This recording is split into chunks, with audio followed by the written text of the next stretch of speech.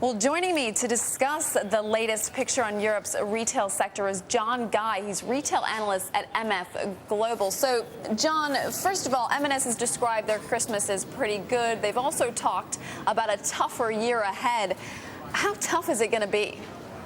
Well, I think that we've seen a pretty resilient performance in clothing from Marks Spencer, but our concern is very much driven around the food performance. Only 0.4% gained this quarter.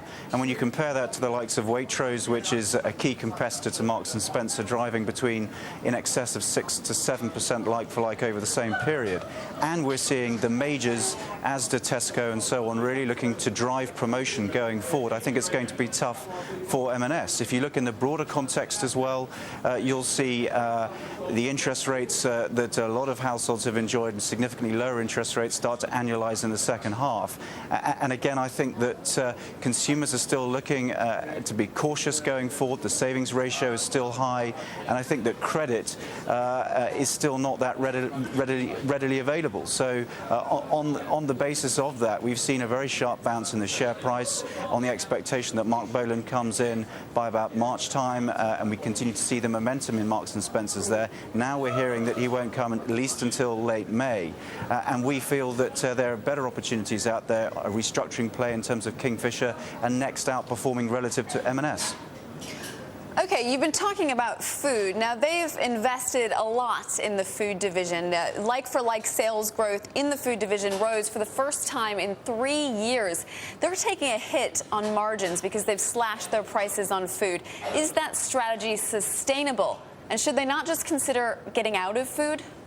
Well, I think that, first of all, you have to take the gross margin into some sort of context. And when the times were very good, we estimated around about a 600 basis point increase in the gross margin just on price alone. So what we've seen over the last 2 years is effectively M&S coming back to a more normalized pricing strategy. However, the competition's moved on. The competition is becoming more promotional.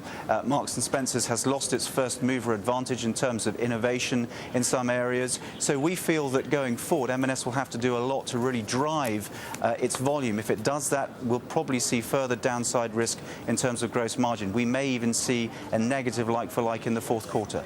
John, very quickly, is there anywhere in the retail sector that investors should look? Well, we feel that there's opportunity in Kingfisher, which is a restructuring story. We also feel that Next is a relative outperformer to Marks Spencer's going forward. Thanks very much. John Guy there from MG Global. Thanks so much for joining us. Well,